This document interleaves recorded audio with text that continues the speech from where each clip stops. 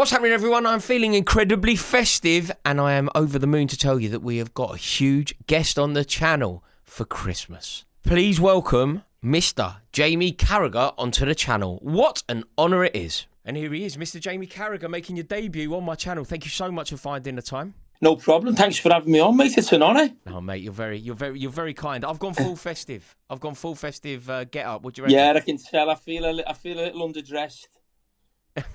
Mate, I totally embrace the Christmas season. What about you? Are you a festive man? I am actually. A lot of people I know always say, "Oh, they don't like Christmas," or they try and go away for Christmas, go on holiday. I've never not been in Liverpool basically for Christmas. The thought of going away over Christmas is not for me. I don't mind if I got the opportunity over New Year. I'm not a massive New Year's Eve fan. But I love Christmas Day and Boxing Day with the family and the dinner and, the kids unwrapping presents. Mine are a bit older for all that now, but, the nieces and nephews. Yeah, so mate, I'm completely with you. The The thought of being idea away of a hot Christmas Day is just would be a not something that nightmare. I ever want to experience. I want it as cold as possible. The furthest I'll go is my local pub, and I want to be at home. I'm completely with you. I'm with you, just Rory. taking it to football now, Jamie. Let's kind of start at the beginning. Liverpool were champions. They had an amazing, it felt like a Galactico summer. It hasn't necessarily gone to plan. Out of all of the signings that were made, if you were to say now, who do you think will ultimately be the best signing that was made this summer?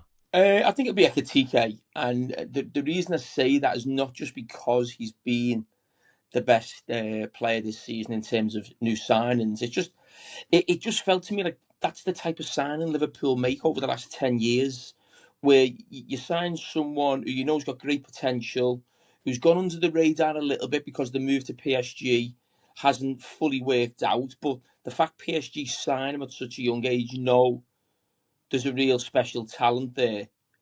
So that for me is definitely the one. And I wasn't overly enamoured with all of the signings, if I'm being totally honest, because it just didn't feel Liverpool like spending like over 100 million on players. And listen, people get excited and you want to buy the best, and I get all that, but Ekatike for me felt right at the time. I'm not just saying it now to look clever, but at the time it just felt like the type of signing we made when we signed Firmino, when we signed Salah, and when we signed Mane. So I've got real high hopes for him. Yeah, I completely agree with a lot of that, Jamie. Do you think that had it all been a little bit different, had you got hold of Mark Gahey, do you think it was a Mark Gahey signing away from being perfect? Do you think it would have made that huge difference if you'd got him through the door last minute? I think it would have made a big difference, but I don't think it meant Liverpool would have been top of the league. I think Liverpool have had problems all over the pitch, not just at the back, even in attack. It's just the squad is just really unbalanced. But centre back is one of those areas. Now, I've got a bit of a theory around Mark Gahey in that I'm not 100% sure the club would or should go straight back in. They probably will because of it's a free transfer. It's not going to cost that money. But what you've got to remember is when Mark Gahey was available in the summer, Liverpool weren't buying Mark Gahey to go straight in the team. They were buying him as competition for Konate, because Konate had a really good season last season alongside Virgil van Dijk. I think now when you're buying a centre-back, it's actually to replace Konate for me. I think Liverpool needs someone to... Now, Mark Gahey can do that, no doubt. But when you think of Liverpool's problems from set pieces this season, one thing you can't say about Konate, he's a big lump. He's 6'2", he's 6'3". Him and Virgil van Dijk probably aerially are the best duo in the Premier League. So you bring in Mark Gahey, and if you're saying he's going to replace Konate, I think probably in general plays, he's making less mistakes than Konate this season. There's absolutely no doubt about that. But you are taking somebody who's 6'2", 6'3" out of your team, and you put another centre-back in who's probably just under 6 foot. So I think Liverpool will sign Mark Gahey, or will try to sign Mark Gahey, but it may almost be a replacement for Joe Gomez, where you can almost have Gahey as he can almost cover across the whole back four as well. And if they're going to buy a centre-back, if Konate doesn't sign, they're buying someone who's sort of 6'3", 6'4", as a centre-back to play as well. So I'll be really interested to see, because Liverpool have got to get more equipped for this Premier League now with long throws and corners and big, powerful teams, and Liverpool are having basically the worst team in the league, I think, for defending set pieces or corners. So taking one of your biggest headers out of the team and putting Mark Gay in, I'm not sure fixes that. Do you have a theory as to why Konate has gone from being like such a good player last season, like in your playing career? Did you ever see anybody sort of dip to that level last year? This time last year, we could easily have a conversation about where Konate ranks in the sort of pantheon of great Premier League defenders currently in the game. He's now got to a stage where I feel like he is actually comparable to being the most out of form. Have you ever experienced anything like this? I don't think I can think of a dip that is even close to being comparable. You know what, Rory? I think as players, we all have one moment in our careers that we just can't believe it happened. Maybe it lasted for a few weeks or a few months. Obviously, the better player you are, the less it happens. But I think we always have one moment in our career where you go into a pitch and you feel like every little mistake you make ends up in a goal. And there'll be other times where you make a similar mistake and it doesn't end up a goal and no one remembers. And the lad's definitely going through that moment in his career, that one time that he will look back at when he's retired and think, oh, how did they get through that? But I've never been as sold on Konate as some Liverpool supporters, I must say that. When people talk about sort of him being one of the best centre-backs in the league or in Europe, I believe a lot of Liverpool centre-backs look a lot better because they're playing against arguably one of the greatest centre-backs the Premier League has ever seen in Virgil van Dijk. So Virgil van Dijk, I think, has still been one of Liverpool's best players this season. But he probably hasn't quite been the Van Dijk of last season. I think that has a knock-on effect. And when I judge centre-backs, and maybe I judge them harsher because it was my position, I only talk about someone being a top centre-back if they're a leader. Now, I shudder to think what would happen to Liverpool if Van Dijk wasn't there for 6 weeks or a month. And it's not so much, the ability of Konate, but can a centre-back lead? Can he organise a back four? Can he make the other players around him look better? Can he look after a young kid next to him and get him through the game by talking him through the game? I don't think Konate could do that at all. But obviously he's good in the air. He's got good pace. I think he's always been prone to mistakes. But listen, centre-backs make mistakes. That's unfortunately the name of the game in that position. But I just think he's a good Premier League centre-back who's playing alongside one of the greatest centre-backs the Premier League has ever seen.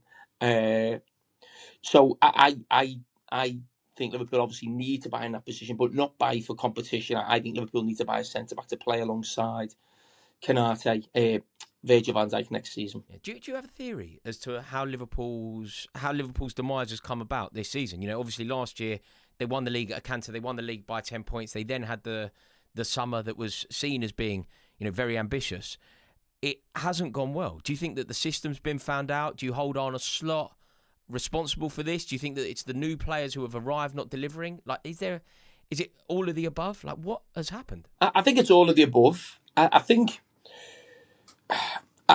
the two best players in the league last season were Salah and Van Dijk. Not just Liverpool's two best players, they were the best players in the league, the two of them, and probably had two of the best seasons they've ever had as players for the club. Those two players are not the same, especially Salah this season. Now, whether that's down to them individually or that is the system or new players, I mean, supporters are arguing about that online constantly every day. But the two best players in the league have dropped off. And then the new signings have struggled to settle in. And I do think the actual business from the manager and the people above him who get lauded, and rightly so, from Liverpool fans and people in the game for being almost ahead of the game and being clever. They've spent 450 million on the champions who won the league last season, and the squad still looks so unbalanced in terms of certain areas. You look at centre back, you look at the wide areas. There's no real backup for Gakpo or Salah, and you just look at the makeup of the squad and think, how have Liverpool spent that much money and ended up with a squad where you've almost got no backup for Gravenberch either? It just doesn't feel right. So I think your two best players are not quite the same this season. New players taking time to settle in, and also the people buying the players, which includes the manager, leaving Liverpool with a squad that just almost still looks like it needs work doing to it. Yeah, Jamie, I put a theory out there fairly recently, and I got quite a lot of stick for it. But where do you Not sit like on you. this? Yeah, I know. But this is one of the more tame. I was surprised. If you think about Liverpool of late, okay, look, there's been some problems, but of late they've got 2 victories under their belt in the Premier League. You include the Inter Milan victory, that's 3. You then look at Liverpool's next fixtures. They're incredibly kind fixtures. Like, the fixture computer's been really, really generous. You're looking at Wolverhampton Wanderers at Anfield, which is the closest thing to a gimme that you have in the Premier League. You've then got Leeds United at Anfield. Off the back of what happened to Leeds at Ellen Road, I feel like Liverpool will have a little bit of an edge there and a point to prove.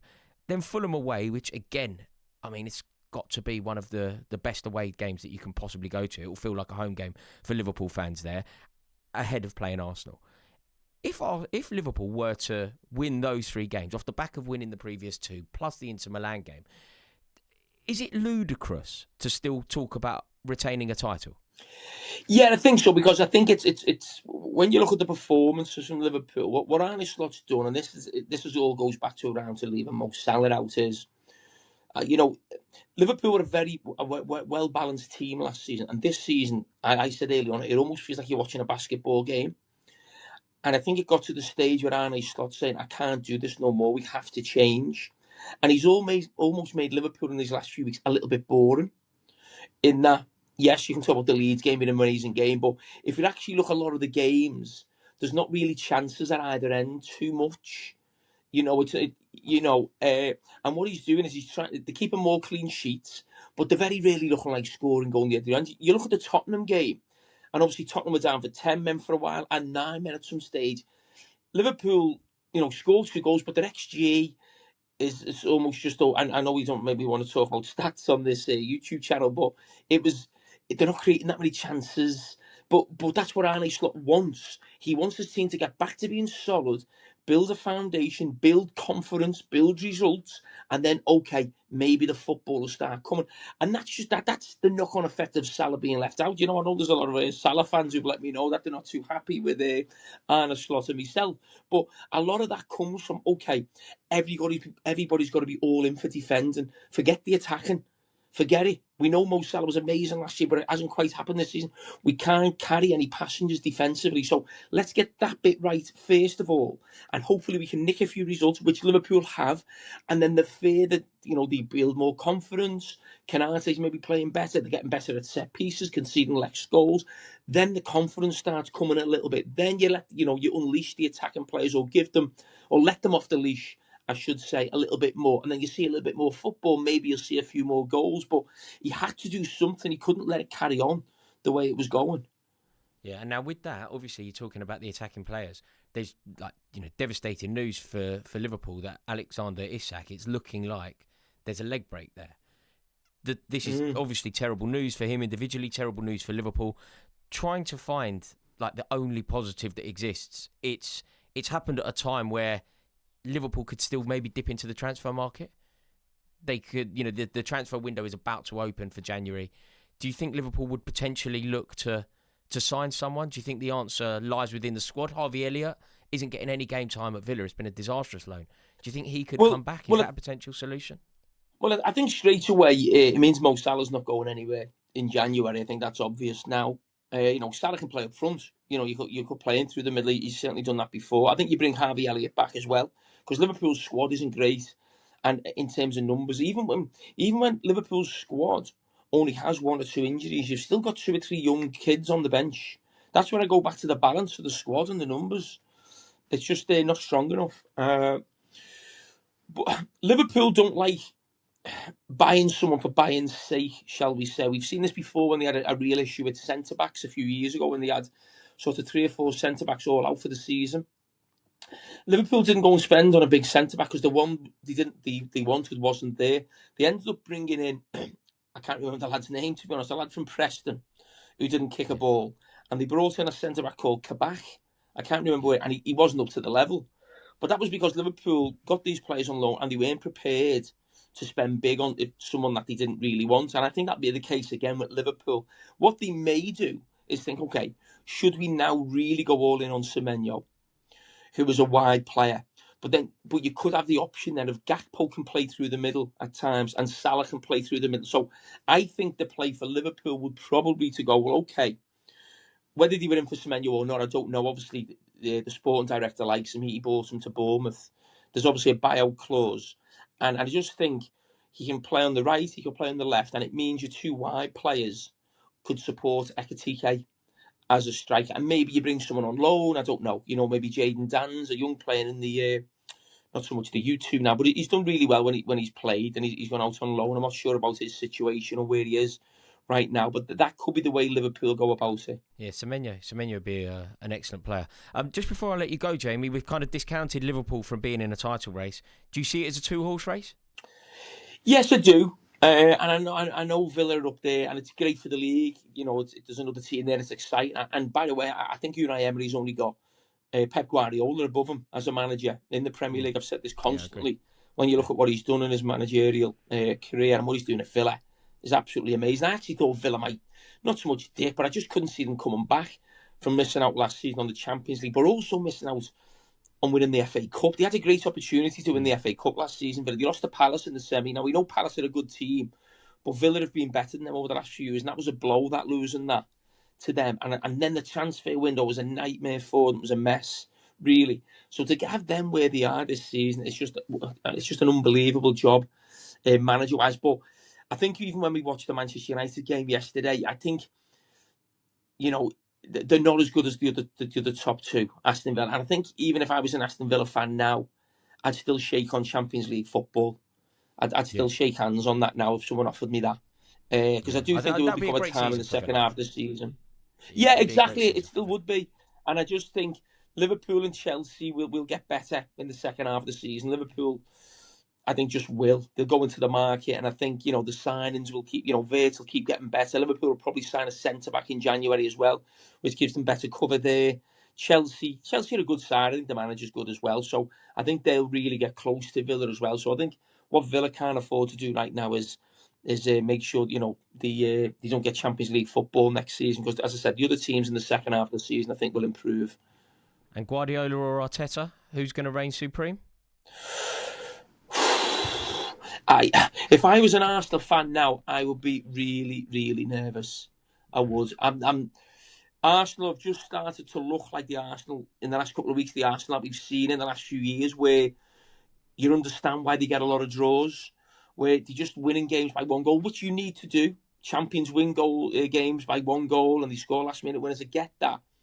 It's so but early it just feels like City started doing those. Yeah, that's exactly. It feels so like early. That. It doesn't. It feels like Arsenal are playing football that you'd expect to see in March or April. Whereas City are just like scoring goals like they do, almost playing a little bit free. And I'd really worry for Arsenal if City ever got like level points or a point above them. I just don't know. Not so much the players, but the crowd would handle it mentally. Yeah, it'd be great. It'd be great. Fingers crossed that comes through. I Jamie, do think Arsenal have got the best team and they've got the best squad. I do think that, but I just how they deal with things mentally. Yeah, Jamie, I can't thank you enough for finding the time to do this. I wish you and your family a Merry Christmas. Really do appreciate it. Not a problem, mate. All the best, and keep up the good work and keep winding people up. Yeah.